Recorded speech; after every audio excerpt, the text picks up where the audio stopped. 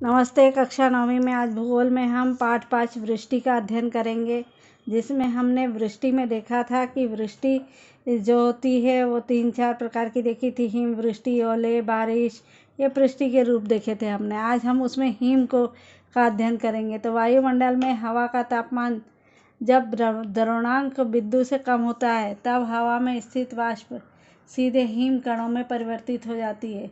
इस प्रक्रिया को संघनन कहते हैं। यहाँ वायु रूपी वाष्प ठोस रूप में परिवर्तित होती है। ऐसी ठोस रूप की वर्षा को हिम वर्षा कहते हैं।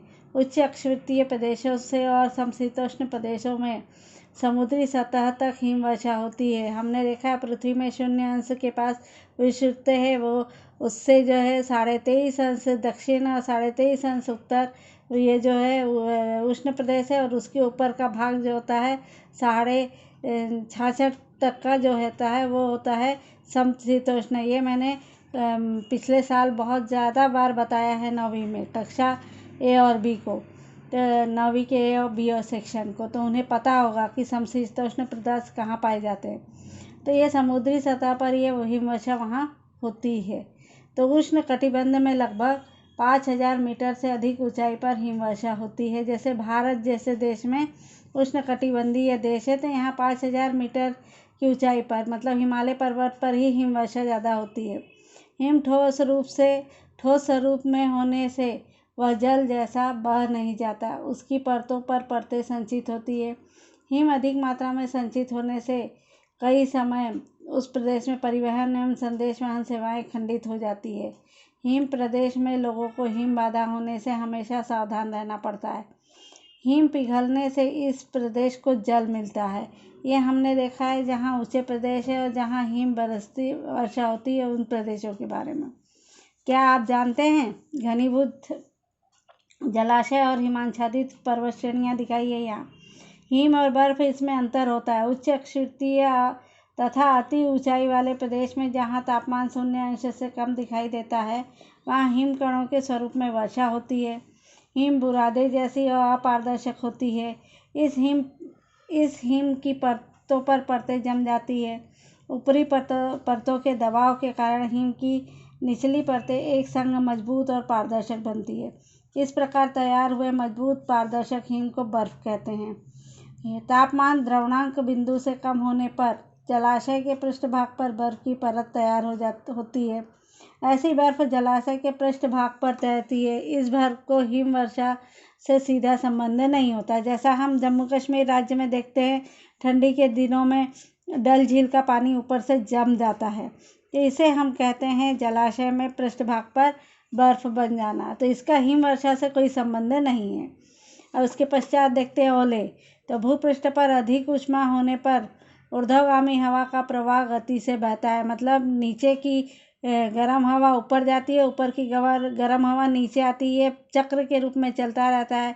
इस ऊर्ध्वगामी प्रवाह के कारण हवा का तापमान कम होकर हवा स्थित वाष्प का संघीभवन हो जाता है।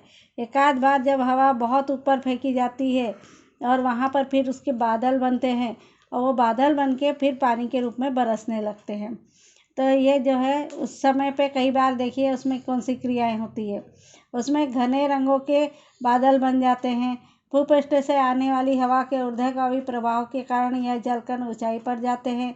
उस स्थान पर जलकणों का संघीभवन होकर ओलों की निर्मित होती है। बहुत ज़्यादा ऊंचाई पर चले जाते हैं जब जलकण, तो वे जमा होने लगते हैं और वे जमा होके ओलों का रूप लेते हैं। ओले वजनदार होने से वे भूपृष्ठ की ओर आने लगते हैं, परंतु हवा की ऊर्ध्वगामी जोरों के प्रभाव से वे पुनः ऊपर चले जाते हैं, जहां ओलों पर हिम की नई परतें तैयार होती है। नीचे आने का प्रयत्न करें, पर नीचे से जाने वाली हवाएं उनको इतना जोर मारती कि और ऊपर जाते हैं। ऊपर जाके और वहाँ हिमकण मिलते हैं हवा में, और वे फिर क्या होता है और बड़े ओले बन जाते हैं। तो वहाँ ओलों पर हिम की नई परतें तैयार होती है। ऐसा अनेक बार होता है। इस कारण ओले आकारों में मोटे होते समय उसमें अनेक समकेंद्रीय परतें तैयार हो जाती है। मतलब हम पारदर्शक ओले देखते हैं जब, तो वो इसी तरह की परतें तैयार होती है। मोटे हुए ओले गुरुत्वीय बल के कारण गति से जमीन पर गिरते हैं। ओलों की इस वर्षा को ओलावृष्टि कहते हैं। ओलावृष्टि से कई बार फसलों को अत्यधिक क्षति पहुंचती है। वैसे ही जीवित और वित्तीय हानि होती है।